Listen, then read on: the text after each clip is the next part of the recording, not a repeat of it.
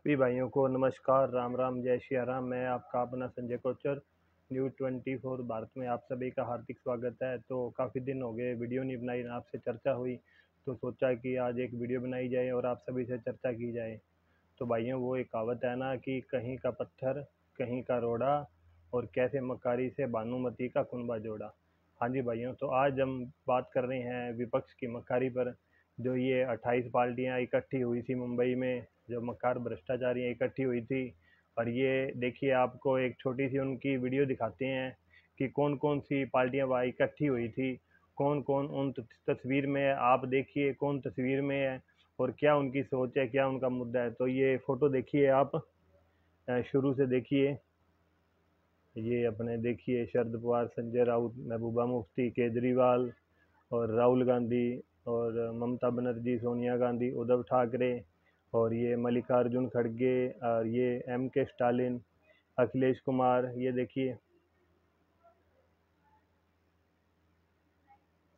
आप, देख लिया होगा। तो चलो अपने नाम की विस्तार से एक एक चर्चा करते हैं। इनके नंबर एक से लगते हैं, इनके नाम सर, इनके क्या नाम है, इनकी क्या, इनकी देश का योगदान है, और इनकी क्या मक्कारी में, भ्रष्टाचार में, घोटालों में इनकी क्या काबिलियत है, और ये किन से कैसे लड़ने की बात कर रहे हैं, ये एक दूसरे के बारे में क्या कहते हैं और इनका क्या अब ओपिनियन है, इस बारे में देखते हैं।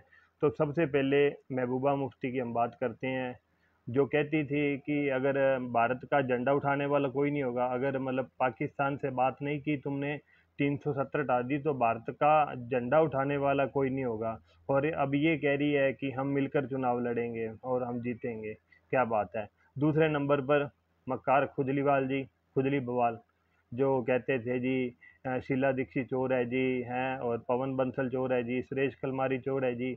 वो कांग्रेस के और ये सभी नेताओं को चोर कहता था, उनके बारे में, उन पर भ्रष्टाचार के आरोप लगाता था। और ये उन्हीं के साथ हम मिलकर कह रहा है कि अब हम इनके साथ चुनाव लड़ेंगे। जो लालू यादव को गालियां निकालता था, चोर चोर कहता था, अब ये कहता है उन्हीं के साथ मिलकर मैं चुनाव लड़ूंगा और भारत देश को बचाऊंगा। ये किनको बेवकूफ बना रहे हैं, अपने आप को या जनता को। हाँ जी, उसके बाद आ रहे हैं ये फारूक अब्दुल्ला जी। ये 370 के पक्ष में नहीं थे और भारत के खिलाफ इतना जहर उगलते थे कि शायद ही कोई ऐसा नेता उगलता हो। देश के बारे में झूठी बातें फैलाना इनकी पुरानी आदत है जी। ये कहते हैं जी हम मिलकर चुनाव लड़ेंगे, साथ में चुनाव लड़ेंगे। वाह जी वाह, क्या बात है। उसके बाद जी अपने शहजादे जी, जिनका काम सिर्फ विदेश में जाकर देश का अपमान करना, देश के बारे में गलत बातें फैलाना और मतदाता के बारे में भ्रम फैलाना, जिनका काम यही है। उन्होंने आज तक 39 चुनाव आ रहे हैं और काम किया है सिर्फ देश की बुराई करना, और सिर्फ प्रधानमंत्री जी को गाली निकालना, उनके कामों की बुराई करना, ये इनका काम है जी। फिर आती हैं जी अपने नीतीश कुमार जी, जो पलटीबाजी में मशहूर हैं, जिनका काम सिर्फ सत्ता के लिए कभी यहाँ लौटना, कभी वहाँ लौटना। हाँ, इन पर एक, अब इनकी मैं खैर बड़ाई कर सकता हूँ सिर्फ इन पे ये है, परिवारवाद नहीं है इनकी पार्टी के अंदर।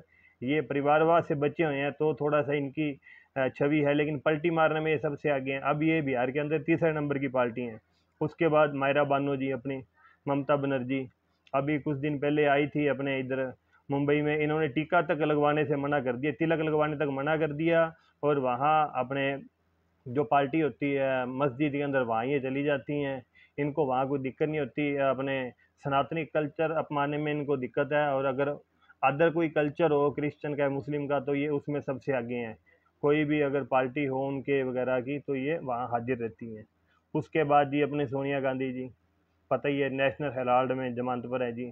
उद्धव ठाकरे जी, जो अपने पिताजी की विरासत नहीं संभाल सके, जो कुछ टाइम पहले कांग्रेस को पानी पी पी कोसते थे, गालियां निकालते थे, आज उनको सेकुलर वोट चाहिए और मतलब एक स्पेशल कास्ट का वोट चाहिए। उसके लिए उन्होंने सनातन धर्म की और हिंदू वोटों की कुर्बानी दे दी है। उनको इनसे कोई मतलब नहीं है, और ये लड़ेंगे किन से, सनातनियों से, और इकट्ठे होकर 26 के 26। वाह जी वाह, क्या बात है।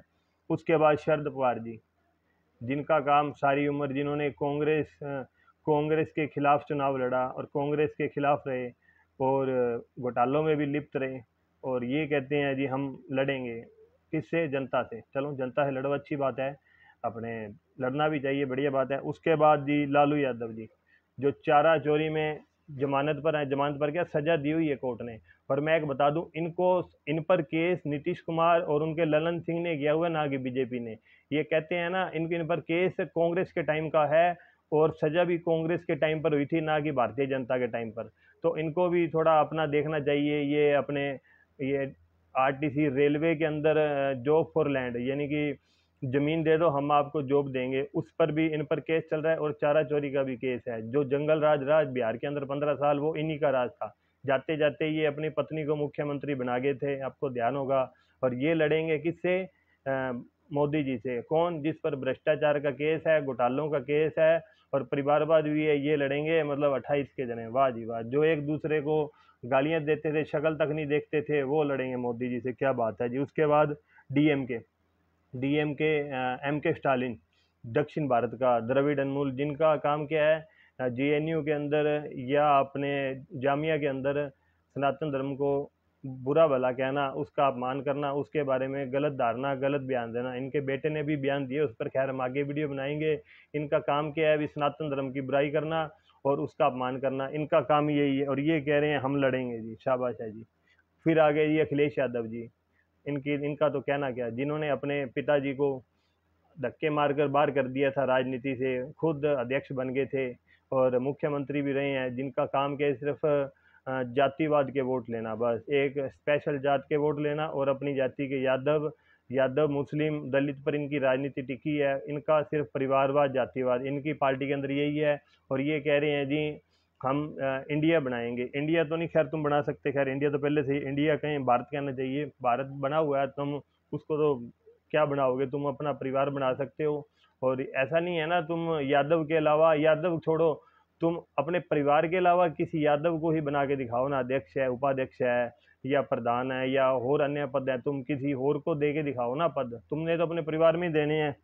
उसके बाद जी अपने ये कपिल सिब्बल जी, शाबाश है। इनका तो कहना क्या, इनका काम सिर्फ राम मंदिर के विरुद्ध केस लड़ना, 370 के विरुद्ध केस लड़ना, सीए एनआरसी के खिलाफ केस लड़ना, 3 तलाक के खिलाफ केस लड़ना। इनका जो भी ये केस लड़ते हैं ना, हिंदू धर्म के खिलाफ लड़ते हैं, और जो देश के पक्ष में होता है उनके खिलाफ ही ये केस लड़ते हैं। इनका काम यही है, मुद्दा यही है। और इन्होंने कुछ करना ना कराना, सिर्फ देश के जो पक्ष में होगा उसके खिलाफ बोलना, उसके खिलाफ रहना, ये इनका है। ठीक है जी। तो उसके बाद है जी सीपीआई, सीताराम येचुरी। सीताराम येचुरी जो बंगाल में भी है, केरल में भी है। इनका तो मुझे समझ नहीं आया, ये केरल में तो कांग्रेस के खिलाफ लड़ते हैं और बंगाल में कांग्रेस के साथ लड़ते हैं। इनका बस सिर्फ सत्ता सत्ता चाहिए, इनको वोट चाहिए। और ये खुद ही कहते हैं भी जहाँ तक होगा हम साथ लड़ेंगे। अब वो केजरीवाल जी कह रहे थे भी मध्य प्रदेश में, राजस्थान में, छत्तीसगढ़ में हम कांग्रेस के खिलाफ लड़ेंगे, पर जब लोकसभा चुनाव आएगा तब हम कांग्रेस के साथ लड़ेंगे। क्या बात है इनकी राजनीति की। इनको अपना पक्ष साफ करना चाहिए ना, ये एक दूसरे के खिलाफ हैं या साथ हैं। अब ये लड़ाई लड़ेंगे जो एक दूसरे को गालियां तक देते थे, एक दूसरे की शक्ल तक नहीं देखते थे, और अब ये कहते हैं जी हम 28 जने मिलकर एक कुनबा बना रखा है भानुमति का, उसमें हम भारतीय जनता पार्टी को हराएंगे। क्या कैसे रहोगे भाई? तुम्हारा विजन क्या है? और तुम्हारा प्रधानमंत्री का चेहरा कौन है? तुम 3 3 मीटिंगें कर कर, पटना में मीटिंग करी, बेंगलोर में करी, मुंबई में करी, 1.5 महीना मीटिंग करने के बाद तुम एक मीटिंग अपने पार्टी का संयोजक नहीं तय कर सके, एक लोगो नहीं तय कर सके, और उसकी रूपरेखा नहीं तय कर सके, तो आगे तुम क्या करोगे? सीट शेयरिंग का मुद्दा तो बहुत दूर की बात है, वहां तक तो तुम्हें पहुंचते पहुंचते 6 महीने तक लग जाएंगे। 1.5 महीने में एक लोगों ने इन पार्टियों में तय हुआ। ये वहां पे भी जूतम पे जार हुई इनकी, ममता बनर्जी रूस कर चली गई, और कई नेता, उद्धव ठाकरे जी ने बगावत करी, तो इनका चलता रहेगा। ये तो इनका ड्रामा है, लोकसभा चुनाव तक चलना ही चलना है। ये कहते हैं जी हम देश को जोड़ने आए हैं जी, हम राजनीति को बदलेंगे जी, प्रधानमंत्री को हरा देंगे। तो भाई हरा दो, तुम किसने कहा है? तुम कह रहे हो हम देश के लिए लड़ रहे हैं, तुम देश के लिए नहीं लड़ रहे, तुम अपने बच्चों के लिए, अपने परिवार के लिए लड़ रहे हो। नहीं तो मैं अभी 1 सेकंड में बता देता हूँ जी। अब उद्धव ठाकरे अपने बेटे के लिए लड़ रहे हैं ना, उद्धव ठाकरे जी अपने आदित्य ठाकरे के लिए लड़ रहे हैं, ममता बनर्जी अपने भतीजे अभिषेक बनर्जी के लिए लड़ रही है, पवार साहब जी अपनी बेटी सुप्रिया सुले के लिए लड़ रहे हैं, और खुजली बवाल जी अपने संजय सिंह और सिसोदिया जी के लिए लड़ रहे हैं, फारूक अब्दुल्ला जी अमर अब्दुल्ला के लिए लड़ रहे हैं जी, सोनिया गांधी जी, राहुल गांधी, प्रियंका गांधी के लिए लड़ रही है जी, नीतीश कुमार खैर उनको एक कह सकते हैं, उनका कोई आगे नहीं है राजनीति में कोई बारिश। उसके बाद अपने खड़गे जी हैं, अपने बेटे प्रियंका के लिए हैं जी, पवार पवार साहब जी, सुप्रिया सुले, वो आपको मैंने बता ही दिया। लालू जी अपने बेटे तेजस्वी के लिए, के स्टालिन अपने बेटे स्टालिन के लिए, और अखिलेश यादव तो हैं ही अभी अपने जो इनके पिताजी से मुलायम सिंह जी स्वर्गीय है, तो उन्होंने सत्ता अपने बेटे को दी है, अखिलेश जी। तो के सिंह है एक बिहार में, वो भी अपने बेटे के लिए। तो ये सब परिवारवादी सारे मतलब एक साथ मंच पर आ गए हैं, भ्रष्टाचारी, घोटालेबाज। इनको बस ये हम एक बार चुनाव लड़ें और एक हो जाएं, तो एक बार हम जीत जाएं, बस मैं जीत जाऊं, किसी का किसी राज्य में कुछ नहीं है। ममता बनर्जी कहती है जी कांग्रेस बंगाल में ना लड़े, अखिलेश कहता है यूपी में ना लड़े जी, और पंजाब वाला भगवंत मान कहता है जी पंजाब में ना लड़े जी। तो इनका बस यही मुद्दा है जी, बस मैं जीत जाऊं और हम आपकी हेल्प करेंगे। अब केरल वाला मुख्यमंत्री या राजस्थान में आकर कांग्रेस की क्या मदद करेगा, या छत्तीसगढ़ वाला, उड़ीसा वाला या बंगाल वाला मुख्यमंत्री राजस्थान मध्य प्रदेश में आकर कांग्रेस की क्या वो मदद कर देगा, क्या उनको वोट दिला देगा? कोई ना कोई किसी को वोट नहीं दिलाने वाला। इन्होंने बस कांग्रेस के वोट खराब करने हैं, करते रहे, बढ़िया बात है। और यह जो अपने तमिलनाडु का जो मुख्यमंत्री है के स्टालिन, वो आकर राजस्थान में कांग्रेस को क्या दिला देगा? कुछ नहीं दिलाना। इन्होंने बस यही है, भ्रष्टाचार अपना छुपाना है।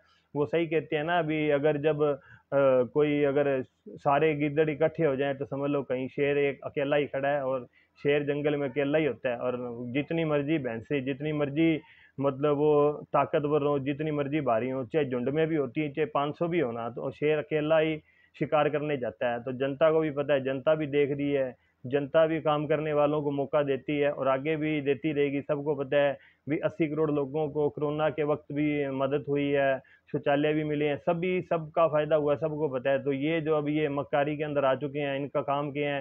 सिर्फ प्रधानमंत्री का विरोध करना, सनातन संस्कृति का विरोध करना, और हर चीज के बारे में गलत अफवाह फैलाना, इनका मकसद यही है।